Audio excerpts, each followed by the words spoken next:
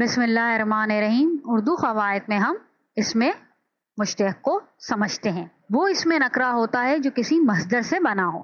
اب مصدر کیا ہے؟ مصدر کے معنی ہے بنیاد کے، یعنی صادر ہونے کی جگہ. قواعد میں اس کا مطلب ایسا کلمہ جو کسی کام کا نام ہو مگر اس میں زمانہ نہ پایا جائے، جیسے کھیلنا، پکڑنا، اٹھنا، بیٹھنا.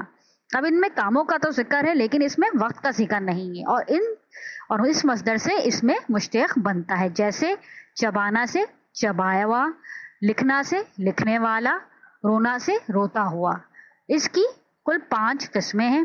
پہلی قسم کو سمجھتے ہیں، اس میں فاعل جو کام کرنے والے کو ظاہر کرے، یعنی جو شخص کام کر رہا ہے اس میں فاعل اس کو ظاہر کرتا ہے، جیسے لکھنے والا، پکانے والی، پڑھنے والا. دوسری قسم ہے اس میں مفعول ان شخصوں کو ظاہر کرتے ہیں جن پر فعل واقع ہوا ہے، یعنی فعل کا اثر ہے، یعنی ایسے جن پر فعل کا یعنی کام کا اثر ہے جس پہ، جیسے کھانا سے کھایا ہوا، چبانا سے چبایا ہوا. فعل ماضی کے بعد ہوا بڑھا دیتے ہیں. اب آگے دیکھتے ہیں. اب اس میں حالیہ کو سمجھتے ہیں، جو کسی شخص یا چیز کی حالت کو ظاہر کرے، جیسے ظلم کرتا ہوا، چباتا ہوا، روتا ہوا. اس کو بنانے کی علامت ہے مصدر کی علامت نا کو ہٹا کر واحد کے لیے تا ہوا اور جمع کے لیے تے ہوئے لگاتے ہیں.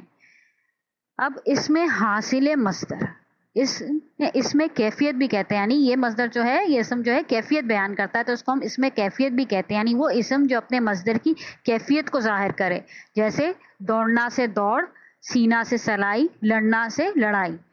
بعض اوقات یہ بھی ہوتا ہے کہ اس کو بنانے کے لیے ہم مصدر کے آخر سے الف کو دور کر کے، جیسے دینا سے دین اور جلنا سے جلن بناتے ہیں.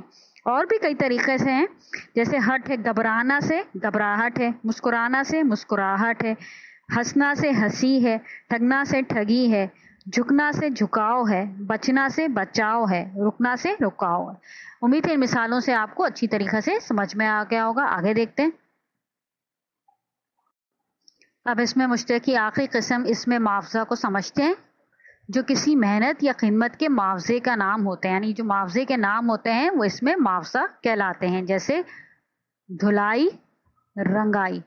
اب یہاں مثال میں سمجھیے گا، رنگائی سے رنگنے کی اجرت مراد ہے، یعنی کہ اجرت یعنی کہ جو معاوضہ ہے اس کا نام کیا ہے، اس میں معاوضہ ہے. جیسے اب مثال کے طور پہ اس کو سمجھیے، کتاب کی چھپائی ادا کرو. اب یہاں چھپائی یعنی کیا ہے، اس کی چھپائی کی اجرت ادا کرو، یعنی اس کے پیسے ادا کرو.